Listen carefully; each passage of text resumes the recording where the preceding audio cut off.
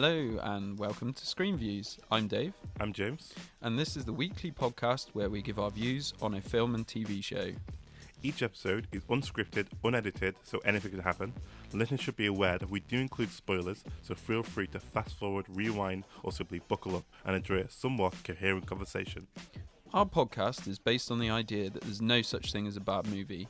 Therefore, for every review, we'll give a recommendation instead of a rating. But first up, we're going to have a quick discussion about what we talked about last week to see if our opinions have changed. Okay, we're back. Welcome back to our podcast. We've started. Movie version. Yeah. I think it might have caught me like off guard there. We're here. We've actually begun. Yeah. Even so though we're not even going to start it again. We're just going to roll with it. Yeah, it's because we don't edit. No. Apart from when we're like way too loud. True. Got to keep those peaks down, James. Yeah. Get those peaks down. Yeah. Mine gets us down, but we also have to get up again. I don't know. Something clever. I don't know. Yeah. So last week we watched. The week before last we watched Deadpool. Yeah. It's been a while, James. Yeah. It's my fault because of me wanting to watch Solo on the big screen at BFI IMAX. So we'll come to that. So in terms of Deadpool, I saw it again. I saw half it again. Why half, James? I just didn't really want to watch the rest, just out of it, and so the film is very consistent and very very nice. But there's never something I wanted to reach. So I started watching it again after about 45 minutes. I thought, I'm done with this. I'm going to do something else with my day. I didn't hate the film. I just it's clearly a sign that I don't really love it as much as the first one, because I've seen the first one multiple times all the way through. Because there's the things that I love about the movie all the way through. I think the Deadpool movie is a lot stronger in the first half than in the second half, which is a bit of a shame because like Domino and Peter don't turn up till the second half. But I just the intro sequence in terms of like, I don't know, there's just loads of things that I love in the first half, and maybe I was tired, but I didn't bother to see the rest. Okay, so interesting. Yeah, and my opinions have changed on this one, James. This is like unreal. Yeah. This is a rare occasion, even though we check every week to see if our opinions have changed. Nah, it's alright. It's still the same. It's gone down in my estimation. Cool. So I had a conversation with someone, my friend Ben. Hi Ben, another shout out. And he was saying that some people were telling him that the second one wasn't very good because it rehashes a lot of the jokes from the first one. And I was like, nah, that's not true. It was good. But then I actually went back and watched the first one again, and it does actually rehash a lot of the same jokes. I know. Yeah. And I think it's that thing where it's like, on first viewing, because I hadn't seen the first one since it came out in the cinema, I've forgotten a lot of the jokes. Yeah. Maybe that's why he gets away with it. But when you actually go back and watch the first one, there's so many jokes that are either the same or very similar. Yeah. And so some there's a progression. Like, you were talking about the little hint towards the cure for blindness thing. Yeah. That was like well done because it's a progression of a joke from the previous one. So, but I think a lot of the issue is that like a lot of the jokes are exactly the same, and so like, and it's sort of constructed in the same way, but perhaps a different context. So an example that springs to mind is when if he gets like hit in the head, like, or something like spikes him in the head. Yeah. And you have a slow music, and then he starts to see animations of stuff, and so it's like it's the same joke but just like a different context. But then there's like one joke about him looking like an avocado. Yeah. Is like exactly the same pretty much in both movies. So like I feel like they sort of, it was almost like they watched the first one and just sort of thought, how can we make a lot of the same situations funnier? And so if you watch them side to side or back to back, I don't think they work as movies because they are too similar in that sense. Like in terms of actually being in the screening, I said something on the original review. I remember laughing a lot more. The jokes being a lot more funny. I mean, I could point out the jokes which I thought were really funny in Deadpool 2. It's Dupinder reacting to Peter's getting a job. Whole cinema laughed. There's just avoid spoilers. Yeah. Remember? Yeah. Yeah. Sorry about that. No, I think that's okay because you don't Yeah. like you haven't seen or heard the reaction, so I don't think that's a spoiler. I'm just like preempting. Yeah. That we're on the review. But I can like point out like about 5 things that I found really funny in the movie. But in the first movie, I found everything funny. So maybe I just didn't laugh at the rehash things, and maybe I didn't even notice. Yeah. Noticed them as much. Yeah. Well, I certainly noticed them a lot more when I went back and watched the first one. So I think it's the thing that if you haven't seen the first one for a long time, it's sort of okay. Yeah. It doesn't really matter. But if you're a huge fan of the first one and you haven't seen the second one yet, I think that's a bit of a warning for people to start kind of lower your expectations a little bit. Yeah. I think I think it's a film. I think it's all about like, did they look at the first one thinking, well, them jokes work, and so it's all about, did they try and make the perfect movie for what they think fans want, thinking, well, they like that, let's make a film with exactly what they're asking for, rather than making their own interpretation and their own sense of film. I mean, it seems to me like they tried to do a bit of both, like do the fan serving and progress it and sort of try and find a balance. But I think maybe the balance is too towards the second jokes. I don't know. But I mean, I don't know. It's difficult. It's a difficult one because you want to like you know, as a sequel, you want people to have the same feeling that they had with the first one, but you want it to move the story along. Yeah. So maybe in that sense, it does actually fulfill those needs. But I can, having gone back and watched the first one, I could totally see why people would slate the second one for using a lot of the same jokes. But yeah, I think we're both sort of agreed our view of the movie sort of gone down a little bit. It's very rare that I just walk out of a movie, but I sort of like, I'm done. Yeah, that's enough for me for today. Yeah. Well, I mean, I don't think I'll ever watch either of them. Oh wow! For a long time. Again, I think the only time I'd maybe watch them again is if I've got nothing to do and they pop up on TV. But even if I'm like searching on like Netflix or something, I don't think I'm gonna like search out either one again. But that's a personal preference, I think. I'm not slating the movie or anything like that. I think it's just a personal preference that I don't feel that strongly about either movie. I think the first one's tight though. Yeah. When you watch the first one again, you do realise how sort of tight it is as a film from start to finish, and they do a really good job of getting the most out of it. Yeah, I mean, like it's a very boring narrative, but the way they splice it all together is quite clever, quite interesting. But there's even jokes in the first one about the X-Men and not bringing out the best X-Men, and I was kind of forgotten about that, and then in the second, they bring that up again in the second one. Well, no, I think that's one of the positives, because you think it's a rehashing of the same joke, and then the extra bit of the joke is sort of like, well, actually, they're just avoiding him.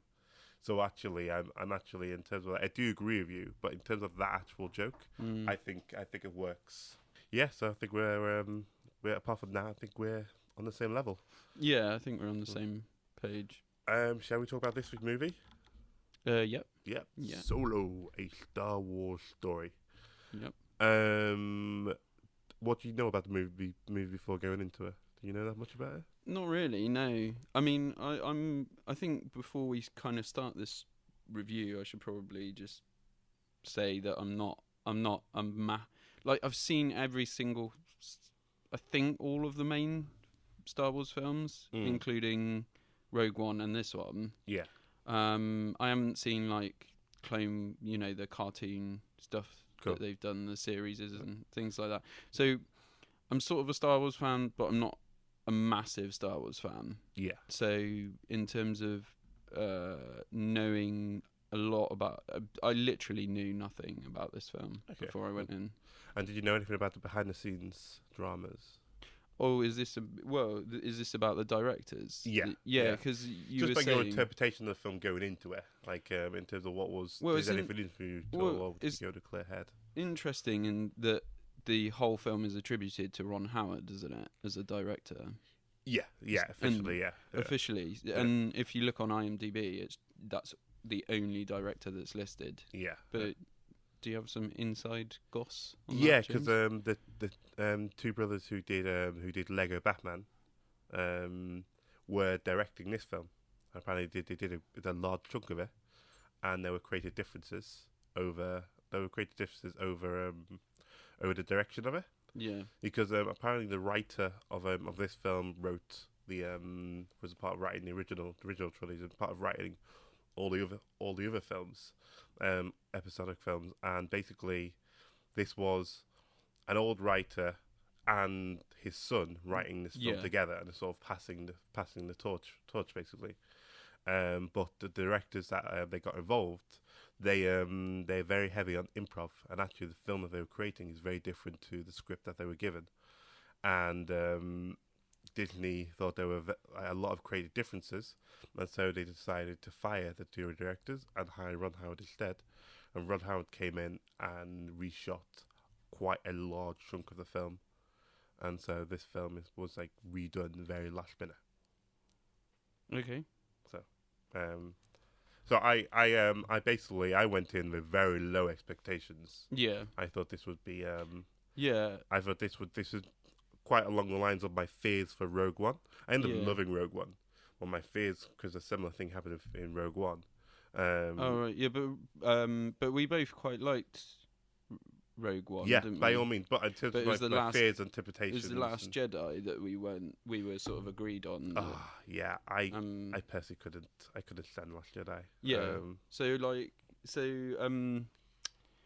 Yeah, because it was. I think what was odd as well is that my expectations were quite low. So my only reference was the two trailers that I'd seen at the cinemas, and the first trailer made it look quite good, and I got a little bit excited. And then I saw the second trailer, and I was like, "Oh, that looks awful." So, having seen the second trailer, my expectation was pretty low as well. I only saw this. I tried to avoid trailers, but I was like locked in a seat. I couldn't move, and I watched the second trailer, and that made my expectations even lower. Yeah. This is a very mixed film in terms of like if you look out there and people's opinions on it.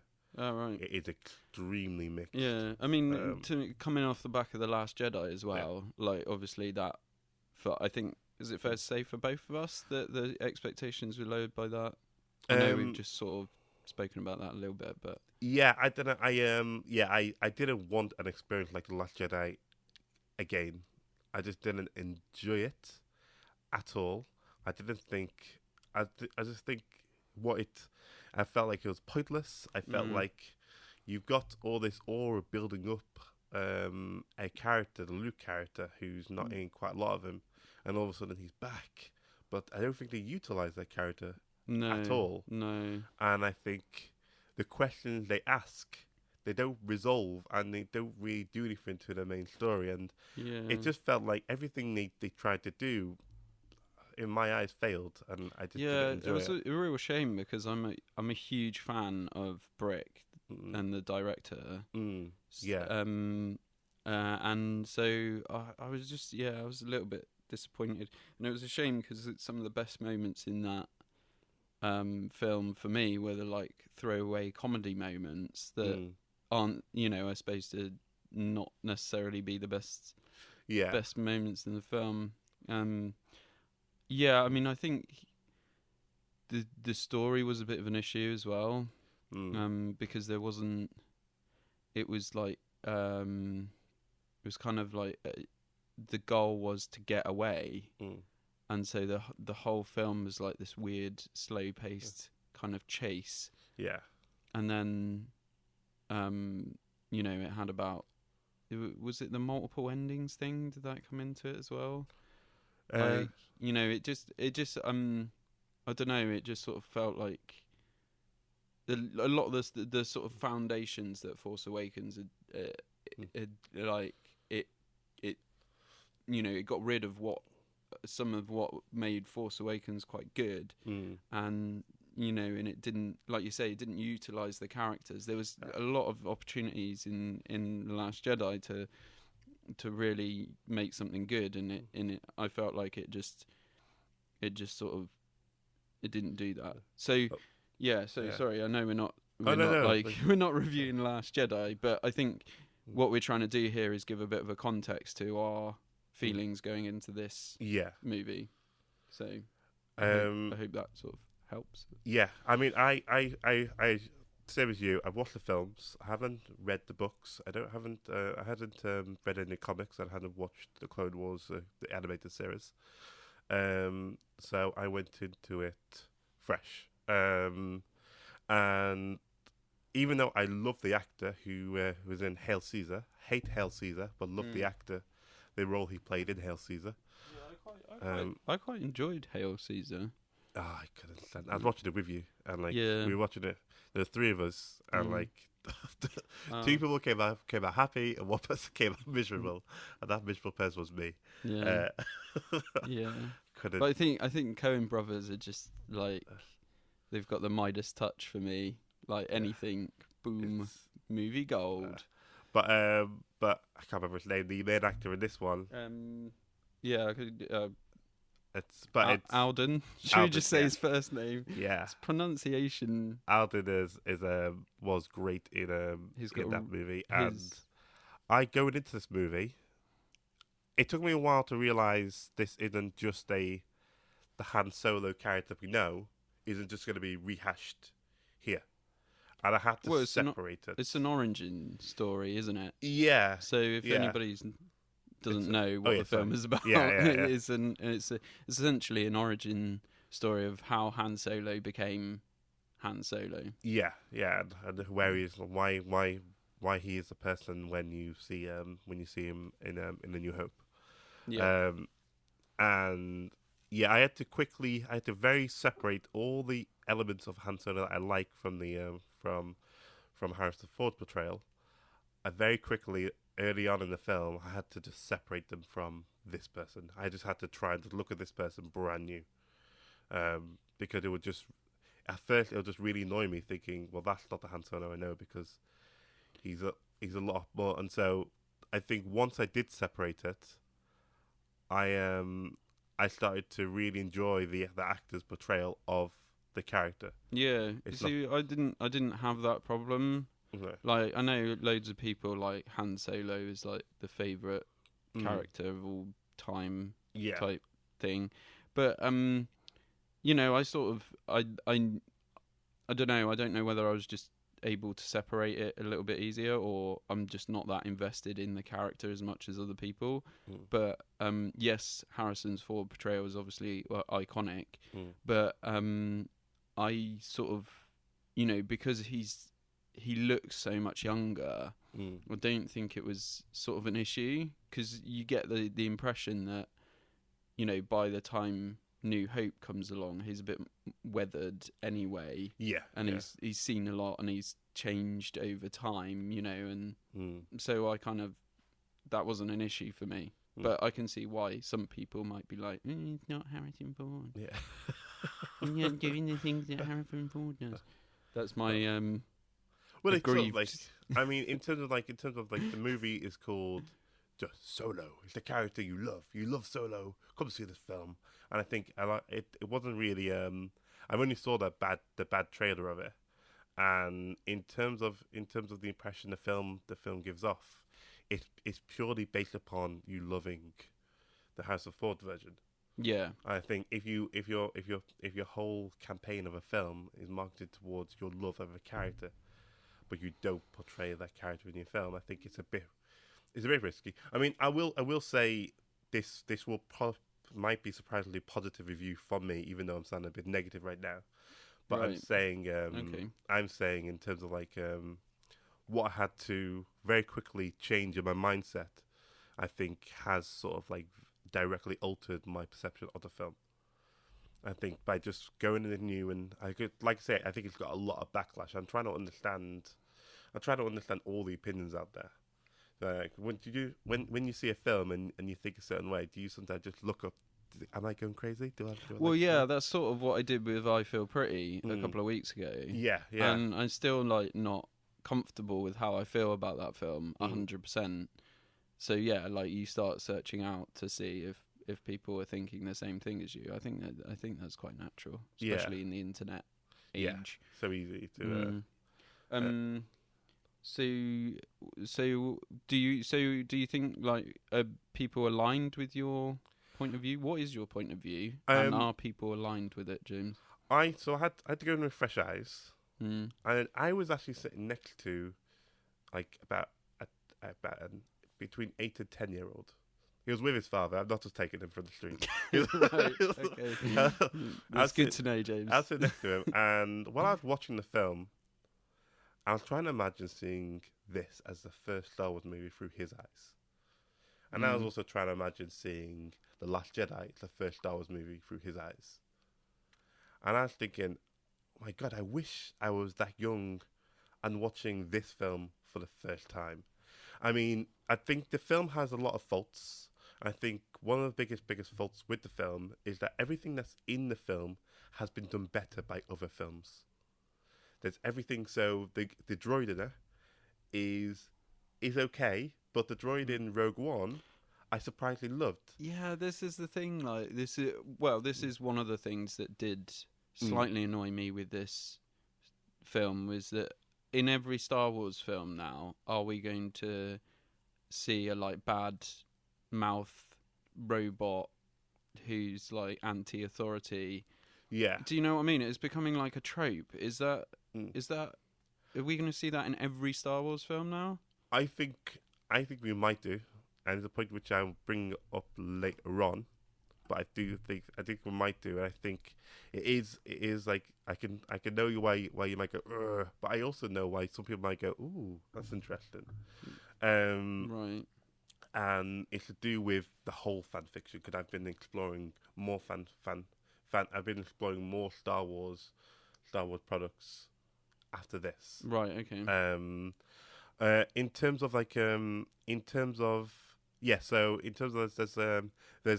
there's a sequence on the there's a heist sequence on the train, which is in all the trailers. Yeah. And I think I've seen lots of other exciting heist sequences, more adrenaline. On a train. So that wasn't new. In terms of there's this part with Millennium Falcon, and they're in a dangerous situation and they need to get out of it.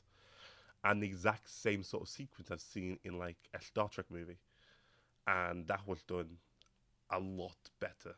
So as somebody who has seen quite a lot of movies, I'm liking it, but I keep on being reminded of other people who've done it better. Right. So at the moment it's just mediocre. But if I haven't seen all these other films, by God, I wish this was. I think my movie experience would be so enlightened more if I hadn't got all this other movie knowledge. I think it does heavily borrow off other movies. See, this is where you need a heavily. bad memory, like me. Yeah. And then you just watch it and go, "Oh, that was good. Oh, I like that." Now, I literally side by side and shot by shot, I could see other movies. Right.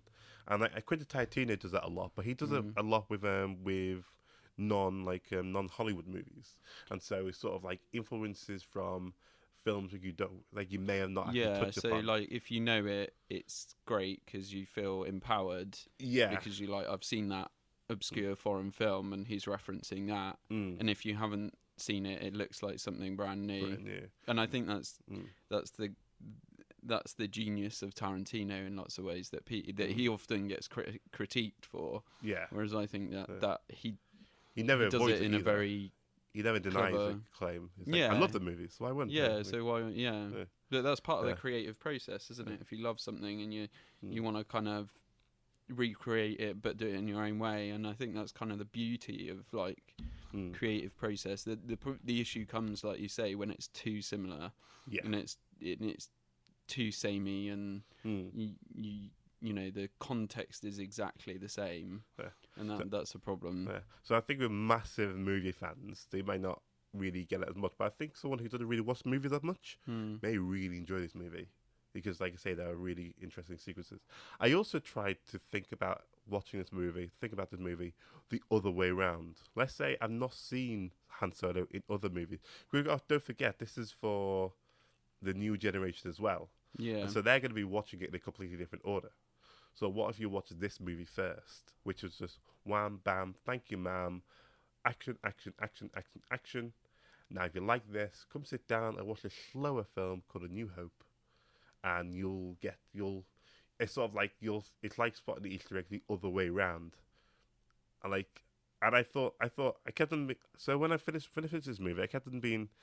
It was in my mind still. I kept really thinking about it. How are people going to watch this? Which order are they going to watch it? I mean, we throw away the. No one would ever say watch the prequels first and watch, but people may say, well, watch this one first, and people may watch Rogue One before A New Hope. Well, it'll get to a point where you can like watch them in chronological order. Yeah, and this would be one of the. Technically, this would be one of the first, wouldn't it? Yeah, and it'll be one which I would push. I mean, but that's that's the other thing that is sort of I sort of didn't, as a non like Star Wars massive fan, I didn't and I don't think it's necessarily important, but I didn't quite get where it fits in terms of timeline. Yeah. Because there was sort of like you know, obviously the big sort of reveal at the end that we can talk about. Which is interesting. Yeah. So again, like this is the review section, so we include spoilers, and what I'm about to say is kind of a big spoiler, because at the end you see Darth Maul. Yeah. Before you go any further, I just made a mistake, and you said you presume this is the first film. It's not the first film. What, in terms of chronological order? Yeah, but I imagine that it has to happen like in terms of time, because Darth Maul is in it. Yeah, but he's not Darth Maul yet. Is he a Darth Lord? He's not a Darth Lord anymore. So this is the thing which plunged me into more stuff about Star Wars. Oh, okay. Which is actually really genius. So by the way, the big reveal at the end is that the person behind the gang is Darth Maul, or what looks like Darth Maul, but he's just called Maul. He doesn't have Darth in his title, both in the credits and in the film. So you're saying he's no longer a Darth? Yeah. So does that mean that it's taking place after Phantom Menace then? Yes. So basically, in A New Hope, Chewbacca apparently is 200 years old. And in this film, he's 190. So this is 10 years before A New Hope. Right. And so Phantom Menace is when Luke Skywalker's dad was a kid. So this is after. Yeah. Yeah. Okay. So this is after the prequel trilogy. Right. So this is between 3 and 4. Hang on. I say what? Luke's dad as a kid? Yeah. No, that doesn't work. So how old is Han Solo in A New Hope? Because in this he's like what? How old? So I think he's meant to be around about 19. Okay. Yeah. So we're saying that he's 29. If 10 years has gone by, he's 29 in the first one. Yeah. And Luke Skywalker is how old? About, because he's not 10. No. He's older than that. Yeah. So I don't know, about 27. I don't know. So, what are you saying here? What's your problem? I don't know what your problem is. So, in this film, Yeah. how old is Luke Skywalker's dad? In Han Solo, Oh, a Star Wars story, how um, old is Luke Skywalker's dad? I don't know, 30s. Oh, right, okay. Yeah. So, you're saying Luke Skywalker himself is a kid? No. So he in must episode be. 1, Luke Skywalker's dad is a kid, isn't he? Anakin Skywalker is a kid in episode 1. Oh, what, Phantom Menace? Yeah. Right, Yeah. okay, yeah, I'm with Sorry, you now. sorry, not the Right. first film. I mean episode 1. Yeah, we keep saying Luke Skywalker's dad, spoiler alert, is Yeah. Darth Vader. And he is a very, like, tall, fully fledged human being by Yeah. the time it's... Right, okay, Yeah. I'm with you now. Right, so Darth Vader is... Yeah, because in the third one, he's sort of 1920... He's like early 20s, isn't he? Yeah. And then, okay. Yeah. So so where are we saying that this one happens in terms of a timeline? I'm not sure the exact timeline, but I'm Right. going to guess about 5 years after the third one. Oh, so it's in between episode 3 and episode 4 then? Yeah. Right, okay, that So- makes a bit more sense to me now. Yeah.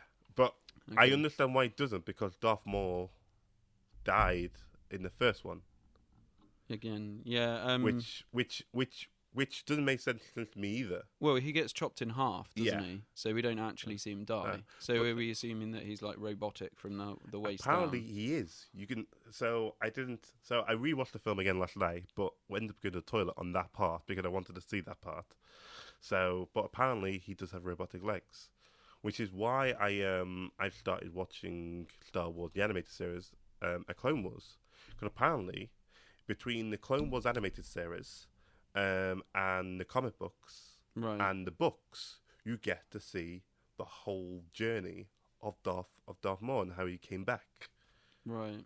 And so so basically, So is he not a Darth now because he got chopped in half? well, because he's no longer part of the Empire. He's sort of, and I don't really know Oh. why. Okay, so that It's in makes the sense that series. he's behind a criminal organisation. Yeah, which Yeah, is evil, okay. but it's not the Empire. Still got his lightsaber though. Yeah, no Yeah. one's gonna take that away from him. But You can take my legs, but you can't take my lightsaber. but what I thought was interesting was I found out it was the same actor who portrayed him in the film, Yeah, but he's also dubbed over by the same actor Yeah, Ray Park.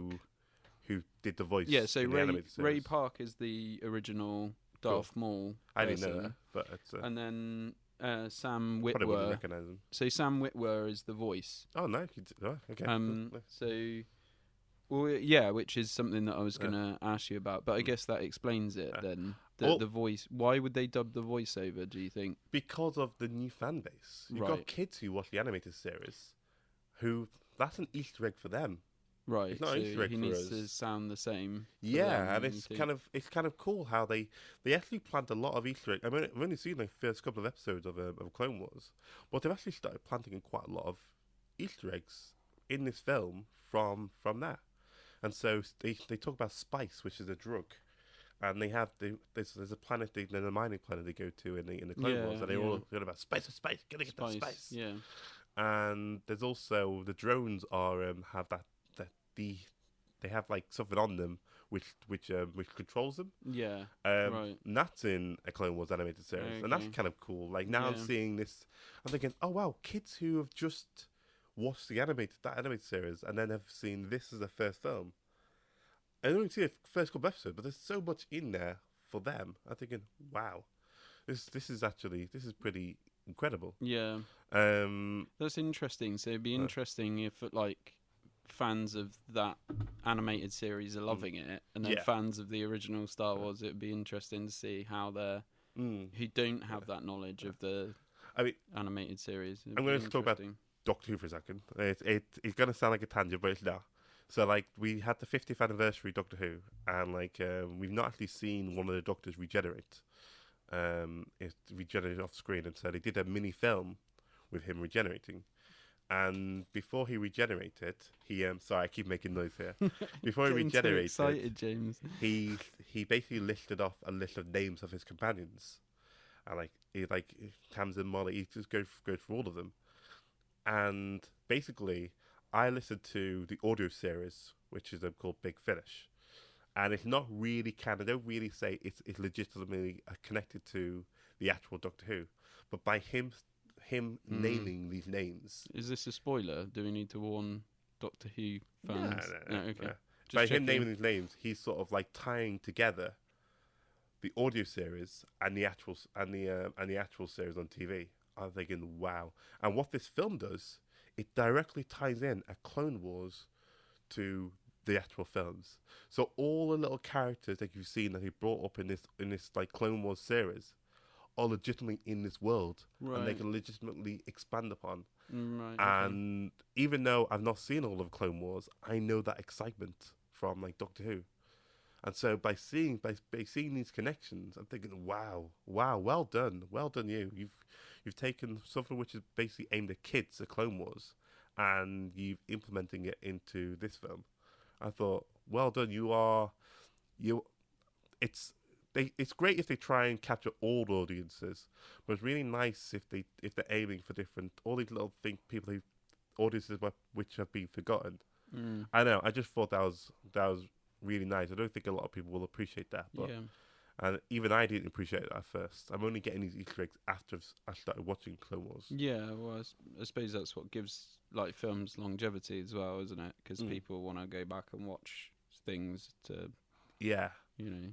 But I've not got to Darth Maul bit, but I know Darth Maul appears in it, and I know his story will come up. And Right. Okay. when I get That to that sounds bit, good. I think Yeah. so. My enjoyment of this film will continue with me searching other materials. Yeah. Well, yeah. I think that's good, and I think it's good to like have that consistency because there's nothing more frustrating when like you have storylines outside of the world of a singular film, and then they just ignore them and just do their own thing, and you're like, well, hang on, well, this it's all part of this universe that I love. Doesn't make Why sense. why are you just ignoring it? And so I think that is a good thing, definitely.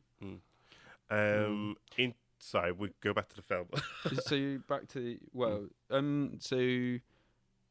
yeah, I mean, I get what you're saying about the sort of rehashing things that have happened before.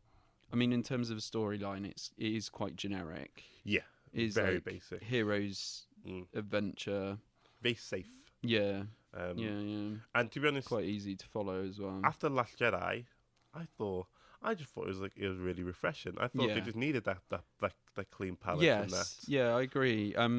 And although it was quite generic, it didn't feel to me, it didn't feel like stagnant. It had a good flow. Yeah. And it didn't feel like, because my memory's terrible. I didn't get the rehashing thing. I thought there was good character development, good interaction. Then the narrative sort of flowed quite well.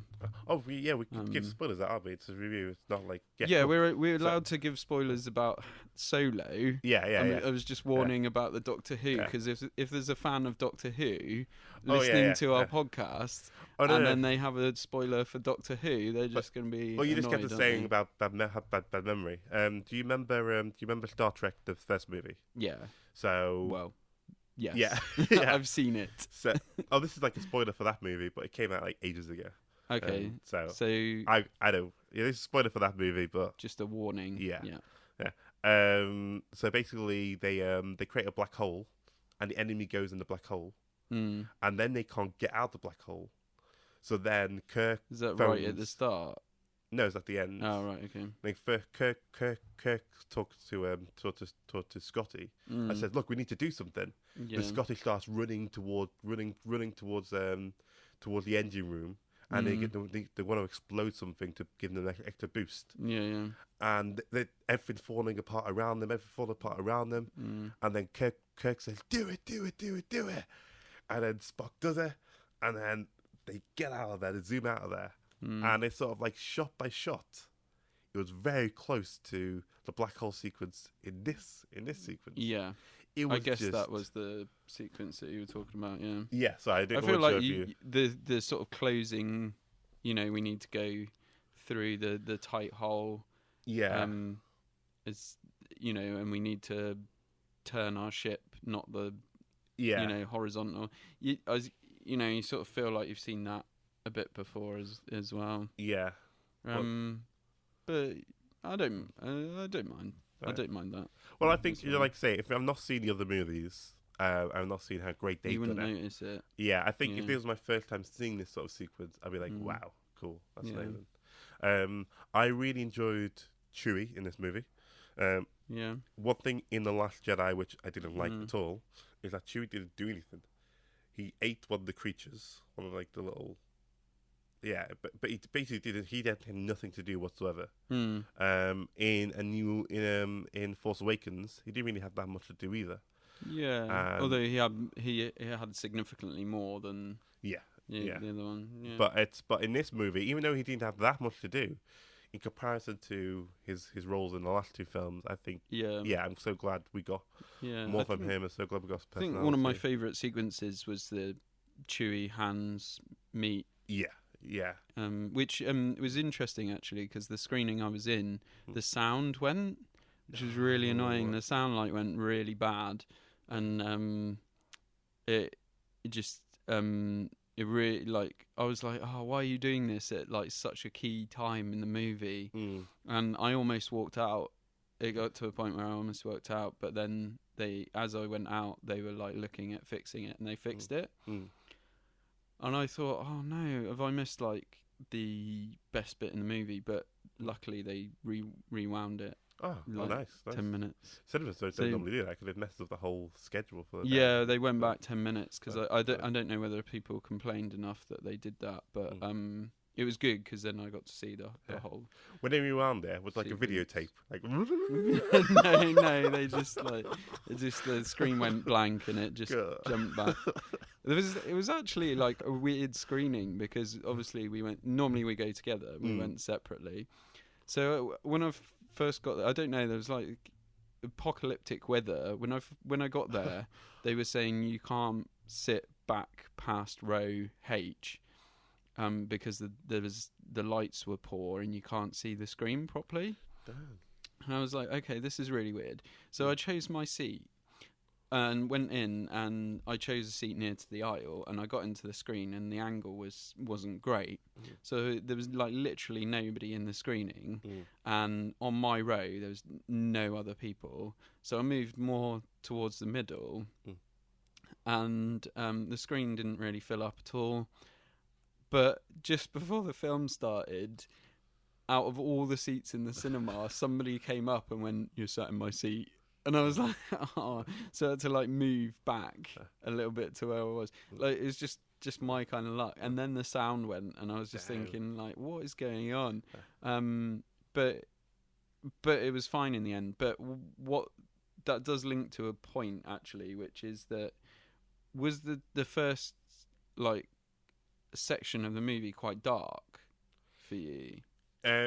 Yes. Right, because they said the thing about the lights. It was really dark, and I was like, for ages I was thinking, is this on purpose? But then obviously I think it was leading up to the a key moment where he throws the brick. Yeah. So that kind of made sense when that happened, and I was like, oh, okay, it's maybe just because it's on purpose. Yeah. But for a while I couldn't get into it because I was thinking, is this the thing about the lights that they told me on the way in? I don't think he was really clever in this. I can't remember the name. The cinematographer did Arrival as well. Yeah, Bradford Young. Yeah. I really liked the cinematography in Arrival. Well, in Arrival, in terms of the darkness and and also the tint that feels like a tint with one color, just one color absorbing an environment. He did it really well in a helicopter sequence because there's always a reference to actual other colors within a shot. So each shot had elements of white and red, and you always had that reference. And so it wasn't like. Is this in Arrival? Yeah, in Arrival. Okay. And I thought, okay, that's a really interesting sequence. And I do with our students, I always point it out, say, look at this scene and look at the elements of white, look at the elements of red, and see how cleverly and how what's what we're trying to say? Minuscule. Not minuscule. How like purposely it's done. I remember at 3 o'clock in the morning. But yeah, how precise each shot is. Precision. Yeah. Yeah, Okay. it might be precision. Particular. No, I thought it was M, but yeah, comment if you know what word is what about. But it's yeah, and it was really well done. And in this film, Minutia. no, definitely not. I don't have that in my dictionary like offhand. Yeah, in this film, Meticulous. it's meticulous. Yes. Yes, that's it. That's it. In this film, he doesn't follow them rules, and so some of the shots you've got an element of like white and red in there, but some of the shots are just drained and washed out with blue, especially blue being such a dark blue as well. A lot of shots just feel drained and desaturated. And when the rock sequence does happen, it's not a good enough payoff because it's still dull. Yeah, Still yeah, horrible. I agree with that actually, because I thought, oh, hang on, this now it's fixed. Oh, it's going to be like quite bright and more Wash like out a the western. colours and Yeah, and then but you're right, it kind of doesn't quite happen. Although I do like I did quite like with this movie how they didn't like dwell on stuff too much. So I like the fact that like there's the inciting incident where they get split up. So Hans and Kira, yeah. who's played by Emilia Clarke. Do you know who Emily she is? Clark, or is it Amelia. Is it Amelia? I think it's Amelia. I call yeah. it Emily. We're tight. We're right. close, Yeah. Yeah, you and Daenerys. Yeah. Do you know who Daenerys is? No, what's Game of Thrones? Well, yeah. Maybe you should. I think you need to get started with Game of Thrones somehow because it's coming. Winter is coming, James, and you need to get on board. Don't know if I want to do it. But how did you? So they get separated. So we'll come to Kira and her performance in a minute. But so they get separated, and then he goes to join the Empire, doesn't he? Yeah.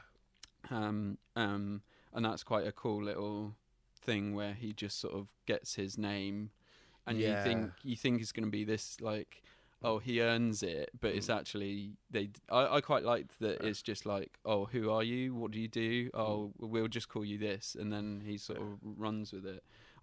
I can see why people might not like that bit. I quite like that bit. But what I really did like as well is it didn't. He's talking about how he wants to be in the flight academy, and it just didn't dwell on. You know, there wasn't a Empire montage. It literally cuts from there to like full on war, or full on war, like almost like reminiscent of kind of Starship Troopers type stuff, where it's just like explosions and lasers, and he hasn't got a clue what's going on. Yeah, and I quite like that. So I like that it didn't kind of dwell, and it just got into the main kind of story arc. I thought what the film does really well, which could be, some people may disagree with me. I felt the film could have been an highly risked feeling like he's just stumbling into stumbling into storyline. I felt like it was a journey and there were decisions made. Yeah. And I felt like at no time did I feel like, well, that's convenient. And, okay, well, that's I know convenient. what you mean, yeah. But like, I'm trying to think what did that. There's a film recently. Well, I mean, I suppose there was the Tomb Raider thing where, you know, like something happened and then suddenly she's at the boat where she needs to be, and I don't. But there's other films where you watch it and you're like, this person is just stumbling through the whole thing. Yeah. And like you say, like it did sort of feel like there was twists. And you need those twists in there, and to take him away from the goal, because otherwise it wouldn't be interesting. So we need to move our hero away from the goal, and then he tries to get there with the train, and then and then it's not. They hit rock bottom, and then they have to try and go back up. So all of the sort of beats of a hero's adventure in this film, but like you say, it didn't feel like he was just going through the motions. There were like decision points and cruxes. I mean, I think the sort of the twist and at the end, and the whole Beckett thing, you know, oh, you should learn, and you sort of, I think again, because I've seen a lot of movies, like that wasn't a surprise to me. You kind of know what's coming, but again, to a young audience who haven't seen those kind of things in a movie, they kind of work like, oh, trust no one, and then oh, he screws him over, but then he doesn't screw him over, and you know, it's all we've seen all of that before, and so I think you know, to me that wasn't like a massive surprise or whatever, but I think it does do the twists and turns quite well. Yeah. I mean, I knew it was going to be either two characters. It was either going to be Lando or it was going to be Beckett. And Lando sort of betrays him in a later movie, which was a big shock. So I knew they were going to... Well, it's not going to be Lando. So it has to be Beckett. And then when Beckett comes out and there's big dramatic music, I'm like, well, that's obvious. And at first, I do really like that scene. And then when I watched it again, I realised now you know that obviously Han Solo knows this. That's the whole point. He knows this is going to be Beckett, isn't he? He knows this is going to be... And it kind of just gives a different impression on it. Yeah, it's sort of like... Yeah, but again, I've seen... I've seen... So you've seen the bit where somebody gives a warning and then they betray somebody, and it is a surprise to the hero. I've seen that happen. Yeah. But then I've also seen what happens in this movie where somebody gives the warning, but then the hero clocks to the warning and... is able to combat the betrayal. So I feel like I've seen both of those scenarios play out. I do like the way that Beckett is never actually evil. He's sort of like... Sorry, I'm making noise again. Sorry. So Beckett is always like, look, this is the best situation for me at the moment. This is he never even he doesn't threaten to kill anybody. He just said, "I'll see you later. This is what I have to do." Yeah. And so I don't know. So yeah. Oh, I've sort of like how he sort of becomes a mentor, becomes a bit of a father figure, but even then, Hans has still got his own. He's got his own spin on things, and he's got his own ideas about things. I kind of like how they sort of. But even at the end, like when he, spoiler alert, like thinking all spoilers when he gets shot. Even then, he's like, I would have killed you. Like, it's like even good on you because I would have killed you. And it's also that's also a big moment in terms of Star Wars history because the whole like re-editing of A New Hope of like because like in the original you think that Han shoots the alien first, but then in the remastered version the alien misses Han and Han shoots the alien in a diner bar. And like so, there's this big debate of like, no, Han should have shot first. Han shot first because he knows situation. He's like, but the re-edit made Han seem like less violent. Yeah. And so with this one, Han clearly shot first, and there's no debate about it. It's all clear.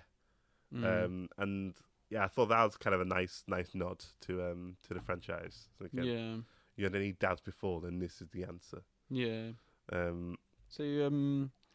Just while we're talking about the end and that sort of sequence, how did you feel about the whole Kira storyline? I saw it coming because of the amount of times they talk about like Beckett, you don't know what she's done. Beckett. Yeah, and you're thinking, well, it wasn't that much of a surprise. I would have liked if they did it differently. I would have liked if she got hurt. I guess my question is, what is your interpretation of it? Okay. Because what I thought about that is... sorry, I cut you off there. But what were you going to say?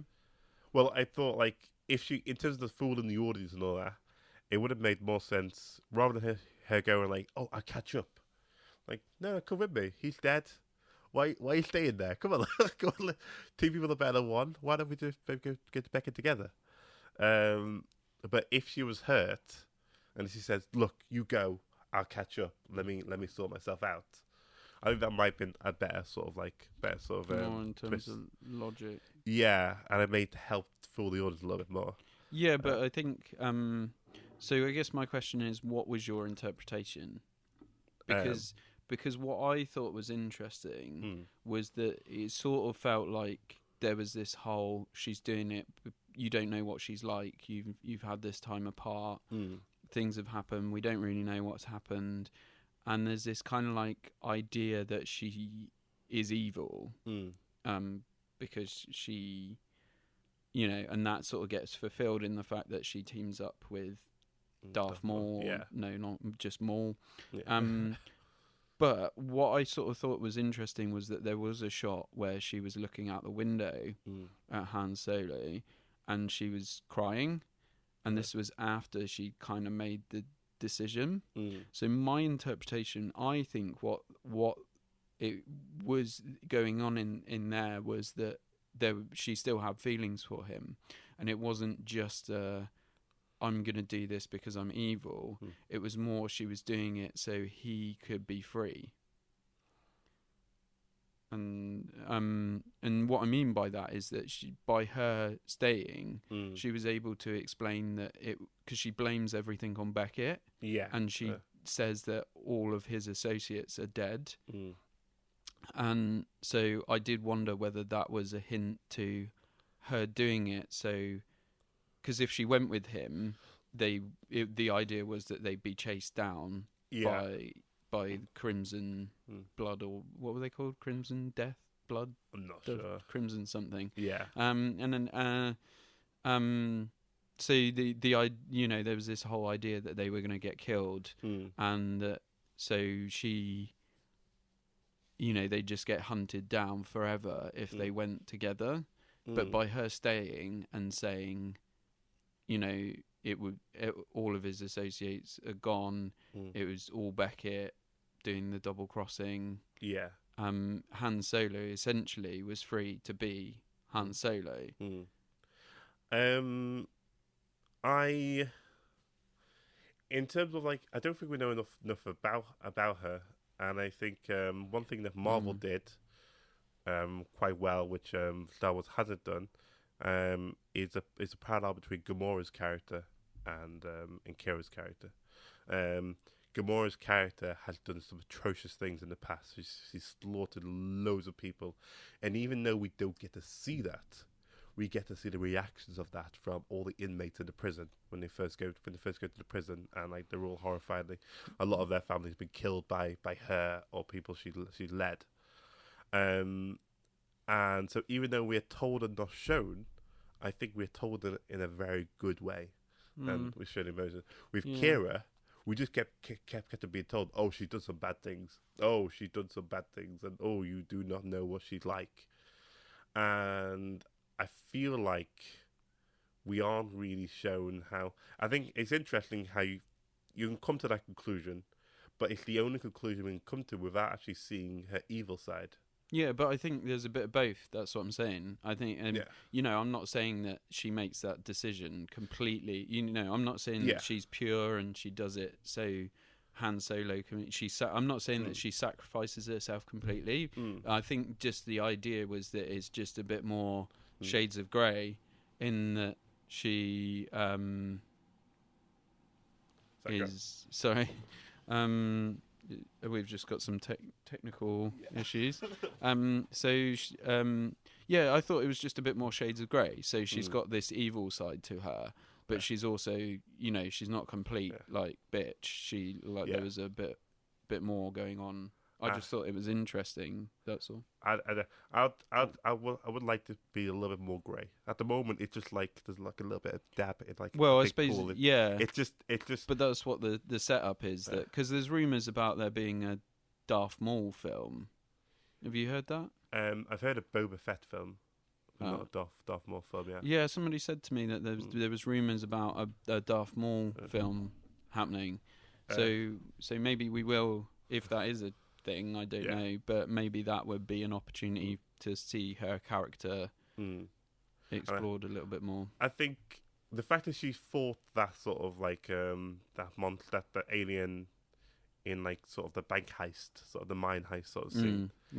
We don't actually see it, and because the alien is sort of very robotic, we don't really get the feel of I don't know, if that was more of a humanoid monster and we get to see it a lot more, I think that would be a very more I don't know, Yeah, I mean, I think there was hints towards it though, because there's a bit where she just throws the grenades without any like sort of Yeah. hesitation, and so I think there was a few hints towards it, and maybe they didn't like, maybe it's targeting the Mm. younger audience thing. They maybe didn't want to Mm. go too dark, but yeah, I mean, it would have been interesting to see some sort of like hint of a betrayal or some sort of proper evil. Proper anger thing. when Han Solo isn't watching, or she thinks he isn't watching. Yeah, she does it's sort of, something. like, lets to herself go a little reveal. bit.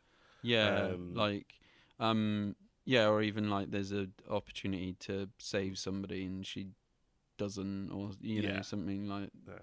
You know. And it would sort of like give more stance to like, you're the hero. It's like, I know who you are. You're the hero. Because up until that point, in terms of my view of her, it's sort of like, well, she's been doing everything that Han Solo's been doing. Mm. So it's sort of like, you aren't really, even though you're saying that you're so different, there aren't that many hints within the film so far that suggest that. I thought like I say, it was the film was very play by numbers. It was very simple. However, I enjoyed quite a lot of it, and that's part of the thing that I did enjoy. Yeah. I didn't think it was very good, but I liked it all the same. I didn't hate it. Yeah. Yeah. I mean, I sort of feel the same way as well. Mm. Like, it was generic, but I enjoyed it, and like, and I think what was good about this film is that they weren't tied down by the whole the Force. You know, like all this kind of main films have to like center around the Force, Force. Even Rogue One, there was, you know, the Force is with me. You know, there was lots of references to the Force. There was, you know, it all tied into the storylines of the Force, and obviously tied in with New Hope a lot. But what I liked about this film is that they were sort of free of that. I'm not even sure any of the characters mention the Force at any point in the film. Well, so, because it's brand new to Solo in A New Hope. Yeah, so they can't. So even though Darth Maul's in this, will probably be in the sequel. Well, yeah, but Hans doesn't. Hans can't know about. But maybe that's what the where the Darth Maul rumors are coming from. But Han, so I think that's what was refreshing about this film, is that they didn't. It was like a film that I wanted to see, which is a film set in the Star Wars universe, but is not tied down by all the restrictions of the fight between empires and rebellions and the Force and the no Force and destruction and sort of world ending. It was kind of, they're fighting for their lives. Yeah, I think she said it. Was just, the game is to survive, it's not to win. It's but it's also like they weren't even fighting for their lives necessarily. They were fighting for, you know, some to steal some stuff and to try and be free, I guess.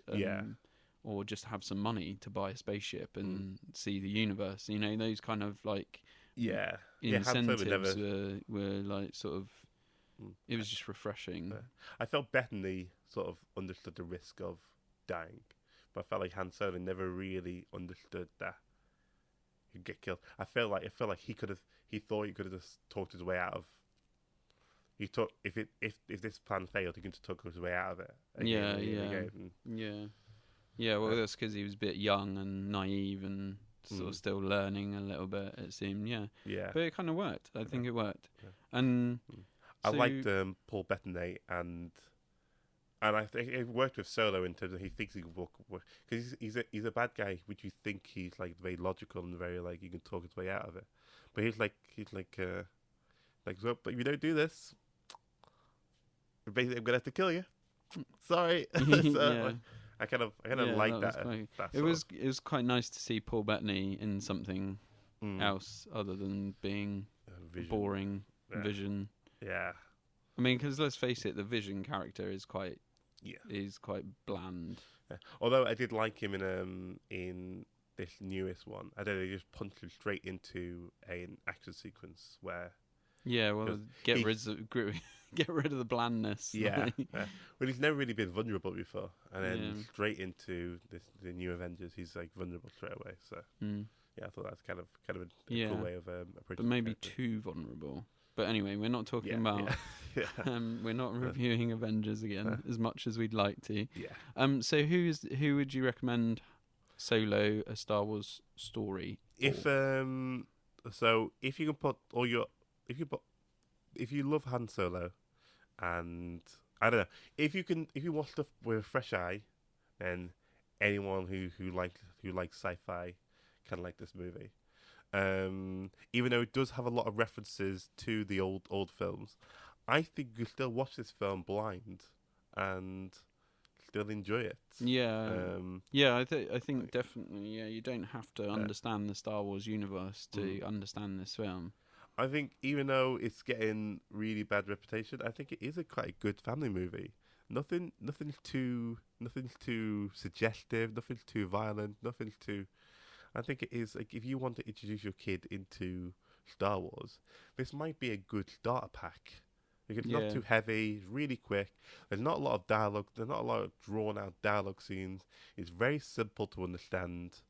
I think it's just a very good booster starter pack for this film. I think Yeah, I think it's very hard to not like the characters. Even the bad characters, hard not like yeah, unless it's double negative. yeah. I know what you mean though, and also the comedic. You know, there's a lot of It's there's enough funny moments in there too. And then the funny moments don't stop the film either. It's sort of like, now I'm going to stop for this joke here. Now I'm going to stop for this joke here. It's just kind of like, that's nice women. All the creatures, they don't really notice the CGI that much because of how heavy practical effects there are. So Yeah, I when think you do that's a go good to the thing. bar scene, it's not like loads of CG Yeah, monsters. that's and good. That's kind of cool. There is Yeah. one big CG sequence, but it's a sequence Yeah, on its own. it's funny you so- should say that because prior to the film, there was a Renault advert Yeah. with some CGI, and it looks like, I think it's Chewie on like a moving Yeah. train, and you're like, oh my god, this is so bad. But I guess that's a budget thing. I Yeah. don't think that's a spite. Is that the right word? On the people who made the Renault advert, I think it's just a budget thing. Yeah. But it made me quite worried for the film. Yeah. But luckily, I thought the CGI in this, when it was CGI, was done really well, and so they did a good job of blending the practical effects with the CGI. The music was really good as well. I didn't think so at first because I don't have. Normally, I can come out of a film and think of like a big theme tune and they do have a lack of a big theme tune which you come out and hunt to. I can't really think of the Han Solo theme at the moment. Yeah. And when we watch it again, Well, I think there was a few little the hints soundscapes. towards the Star Wars themes as well that was done quite well. I just remember loving the music on like Rogue One, and not really liking the music that much on this. But then on the second viewing, how the scenes blended together and the music was kind of nice.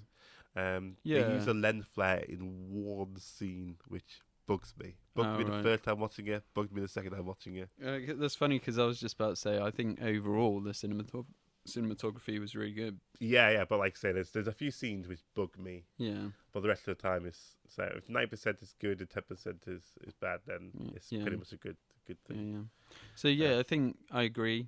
Sort of fun family film. Yeah. I mean, I'd be interested to see what a hardcore Star Wars fan of this thinks. Yeah. Because it's, it's not, there's a lot of stuff in there that maybe isn't right for a Star Wars fan. I don't know. It's really difficult for me because I don't have this invested relationship with Star Wars like a lot of people do. I think what helps is that I didn't like Last Jedi. A lot of people did.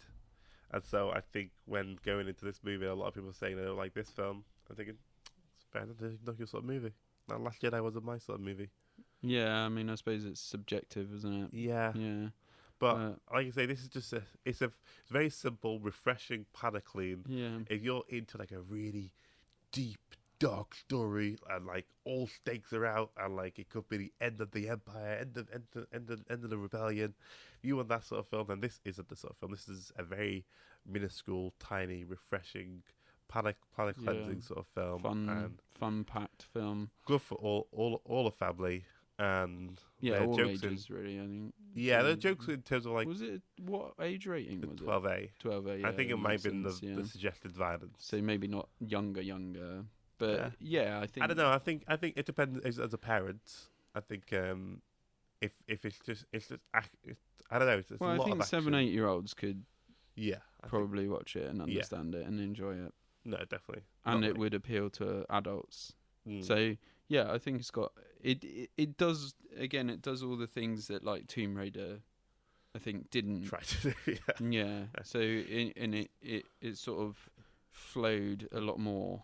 It also successfully did what the prequel tried to do. The prequel tried to make it clearly marketed at kids. Yeah. It clearly tried to make it okay for kids, but it's sort of like a disappointing.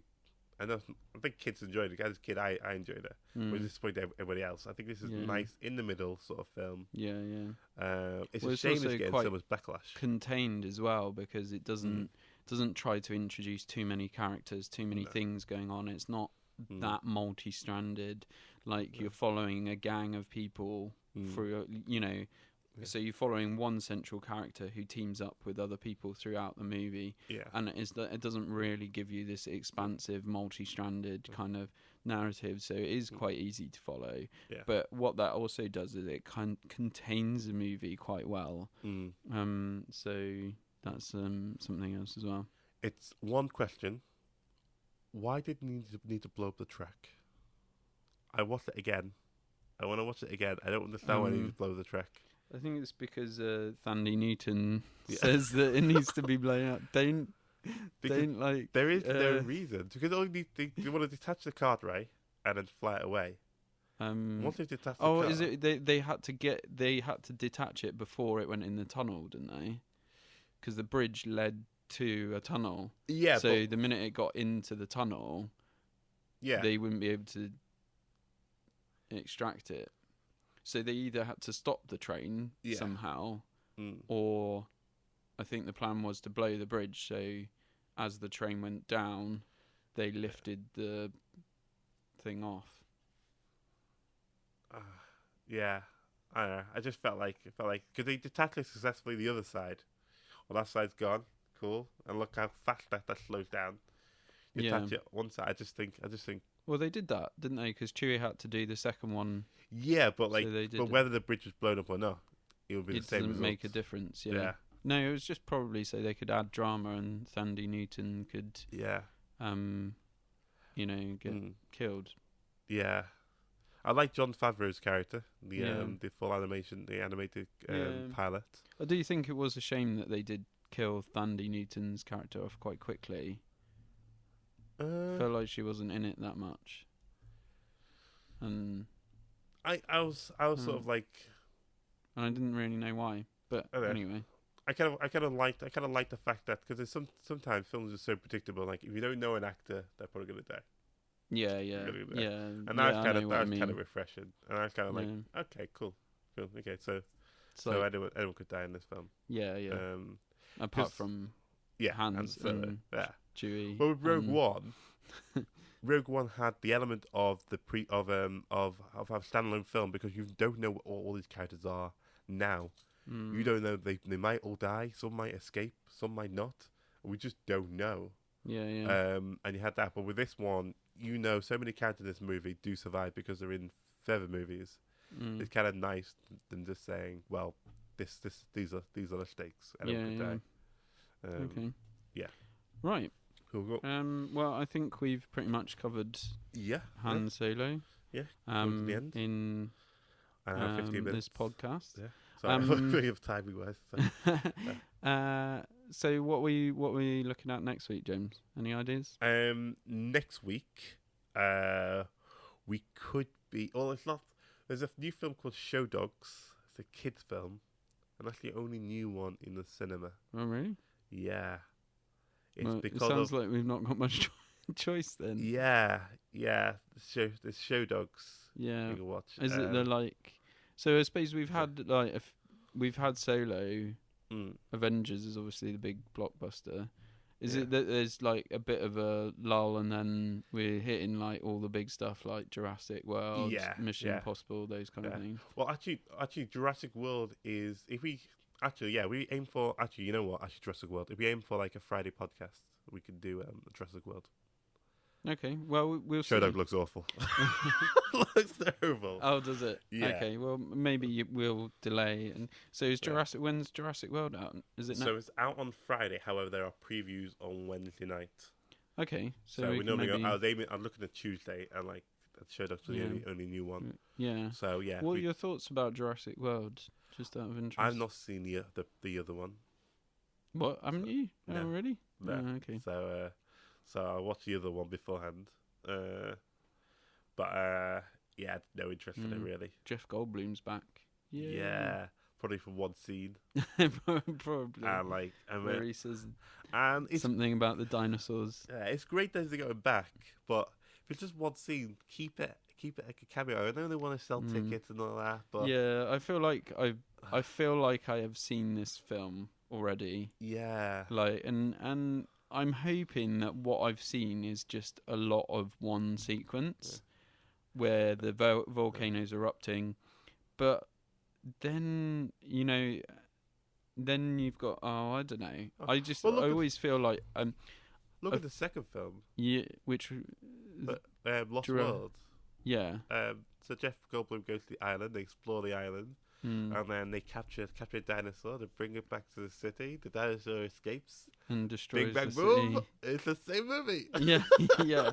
Well, that's what. Yeah, I mean, that was shorthand. What I was going towards. Yeah, but with the trailer, even with the trailers on top of that, you're like, okay, this is not just a film from the 90s rehashed. I've also now seen the new one, and most of the bits in the new one. And there's and it really annoys me with trailers is when you see stuff and you're like, well, okay, I know what's coming because I can piece the bits together. And the more extended trailers you start showing me, the more of that puzzle becomes complete to the point where it's like you almost go into the film feeling that you're just putting in the little side piece from the floor that you couldn't find 3 days ago that you just like, oh, there it is, and then you just put it in and you're just like, that's not what you want from a film. You want a bit of mystery. Come on, there's a really suspenseful bit where a dinosaur tries to get into a place, and then I saw the trailers again. I'm not going to watch this movie, so I'm going to watch the trailers. And then there's a bit where the dinosaur's in a certain place, and then in another trailer, there's a bit where Chris Pratt walks into that place and sees the dinosaur. I'm thinking, okay, well, the dinosaur's going to try and get in there. It's going to slowly creep up. Then Chris Pratt's going to walk in, and then the fight's going to break out. I'm thinking, well, I know that sequence. It's all dead. Well, it's even bits like when they've got the T-Rex and he's in the truck with the T-Rex, and then it's like, oh no, he's asleep, and then the eye opens and there's close up of the eye, and then he dodges it and he rolls out, and you're just like, well, now I know when that sequence starts, he's going to survive. Like, I mean, I know you kind of know that main characters are going to survive, but at least at least give me a bit of mystery. He should have climbed up and out over the top. To go through the mouth is just crazy. Well, but but having said that, wouldn't be surprised if it's like best selling film of all time. Yeah, like I mean Jurassic. I don't know. I don't think it will because well, I hope I'm not. I shouldn't say that I hope not, but because I think I trust people a little bit more, and I can already see that I'm already ready to not like this film. Yeah. So I already hate, Do you not like the first one? I wasn't a huge. So Jurassic Park, the very first one, was one of my favourite films. Yeah. I mean, it's so good. The second one I quite enjoyed because I like Jeff Goldblum. I liked the comedy in it. I didn't, but the last part of that film when the dinosaurs go back to the city is the worst part of that film. So the fact that it seems like this film is a lot of that, and I think it's that thing where we're seeing a lot of reboots where they're claiming to be a continuation of a series, but they're following the Star Trek model, where it's like is it the Star Trek model? I don't know. It's like weird that, so the reboot of Star Trek I thought was done really, really well. So maybe it's not the Star Trek model. It's more like, how Force Awakens, everybody was saying, it's just a redoing of New Hope for a modern audience. I feel like the new Jurassic World was a rehash of Jurassic Park, the first one, for a new audience. Yeah. So if you go back and watch that, I'd be interested to see your take on it. Yeah. But that's what I sort of get. And then, it doesn't surprise me that we're almost sort of seeing, well, okay, we're going to see Jurassic Park 2 for a modern audience, and it's like... I mean, what's interesting is when are films not made for us anymore? Do you know how... It's a new generation. Yeah, and when is that completely acceptable? When it's like, well, these guys aren't going to see this film, so we're going to redo it, and we're going to do new graphics. Sorry, my phone with them. My watch has been going off. Got all the noises today on the podcast, and obviously we're not going to edit any noises out because that's not what we're about. No, but in terms of like when is that acceptable? When is that like, oh, okay? Well, they did that film like 30 years ago, but fine. People now aren't going to watch it. Yeah, I don't know. Because like, it's interesting. Because like, it's weird when you hear it's weird when you hear different generations of reboots, and you think, oh, this was based on this film, and then you find that film was based on this film, and you find that film was based on that film, and so I think there are like every 30 years there are that sort of like the reboot era, recycling. Yeah.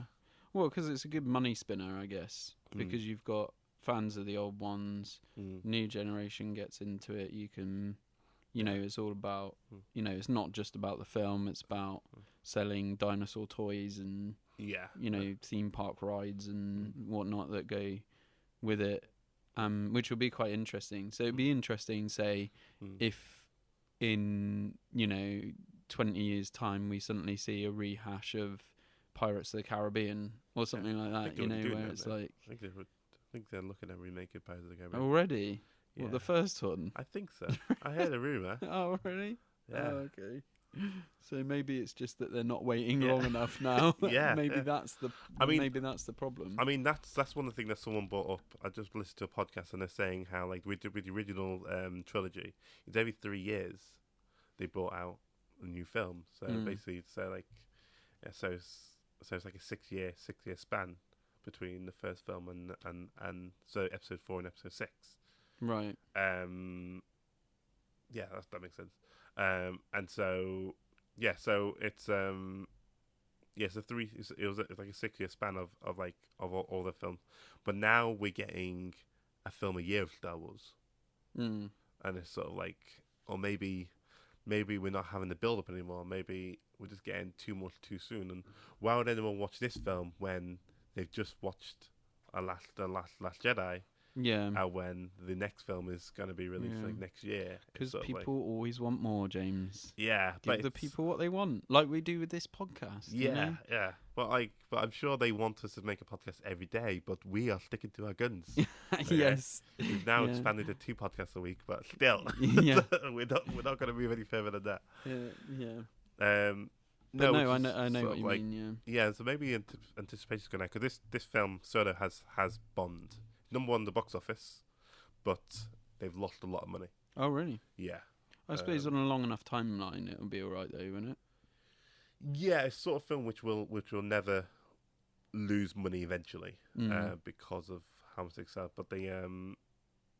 But yeah, it just it has bombed quite hard. Yeah, well, that's a shame, because maybe it's just like timing with Avengers and Deadpool, but also Jurassic lack World. of advertised. I feel like it wasn't heavily promoted. No. In a Like I way. say, the second trailer was shockingly bad. Mm. And so I think with the drama behind the scenes, and I Mm. mean, if you look at But- Ant-Man and how yeah. they changed Edgar Wright to Ant-Man, they Mm. still Edgar Wright's an executive writer, and they sort of give Still him a acknowledged nod. him. Yeah, a nod to him, and so even though I don't feel like they don't hate each other, but I feel like the way they just scrapped this director, and it's the second time they've done this now. Yeah. On a Star Wars solo story. Oh, The interesting. second time they've done it. Because they did that similar sort of thing with Suicide Squad, didn't they? But that was like not with the director, but with the edit. Was it the editing? Yeah, they were very they reshot quite a lot of it, and they But to me, that was. redesigned it. But the difference to me was that Suicide Squad still felt like a mess at the end, whereas this film didn't. Yeah, This film felt like it flowed. It felt like it had purpose. It didn't feel like messy. It didn't feel like, terrible. A lot of people were hating this film before it came out. Well, that's the problem with like fan serving stuff sometimes is that a film can be destroyed before it's given a chance, and that is a real shame, I think, when that sort of thing happens. And especially if it was like a young and upcoming director as well. Yeah, you just sort of feel like kind of give people a chance. I mean, like, I don't think this is the Lego Batman guys or Ron Howard. I don't think it's ever a bomb like this would. Yeah. But like potentially if say a young upcoming director makes a film and people are slating it before it even gets released, it's like that could be their like career, and you just sort of think, well, give it a chance. It's a second major role for the main actor. Can't remember his name again. Yeah, we would just call him Alden because like there's no way I can. It's his second. I really want to try and pronounce his surname, but for me, I hated Hell Caesar, but he shone out. Yeah, I thought he did a really good job in this. A lot of people may not like this film, but he still hopefully stands out. I'm hoping this is a positive light in his career because he deserves it. Well, I thought everybody would like I thought in terms of the casting and the actors, I thought they all did a good job. The writing didn't feel like bad. It wasn't like I felt like, oh my god, that dialogue is terrible. There weren't any scenes where I was like, well, I would want to rewrite that. I think they overall did a good job. Hard not to like. Yeah, we've sort of slipped back into reviewing. So the upshot is give Han Solo a chance and go in and watch him. Yeah, it's a fun, laid back, easygoing film. Don't have to think too much. Take the whole family and enjoy. Give it a chance, people. And they should actually give away a solo piece of popcorn with every ticket. Yeah, James movie tie-ins. Yeah. They sell 200 tickets a day. That's like a box of popcorn. It's a cool gimmick. Let's just sell a piece. Yeah, I think people might feel a bit cheated by that. They might just be like, it's extra. It's WF. bonus. Yeah. But yeah, it's cool. All right, we'll end it there. And last time I said we'll end it there, it was 15 minutes ago.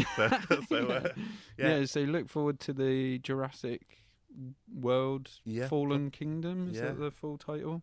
Look forward to that podcast coming to the airwaves soon. We've got the mini-sode, film mini-sode for May coming up. Yeah, that should be released very shortly. Yeah. And so look out for the Jurassic World review. Try and go and see it, and then have a listen. Yeah. Check out the TV stuff that's out there as well. Yeah, we just did a TV podcast on what did we do? We did Westworld, and we did a TV minisode out there as well. Yeah. Minisodes don't contain spoilers, by the way, people. Yeah. So you're safe to listen to that if you haven't seen a lot of the TV stuff that we review. Check out the usual social media whatnots. Yeah. And I think we're going to call it a day. Yeah. Boom. Yeah. All right. Well, we'll catch you soon. Right. Bye. Bye.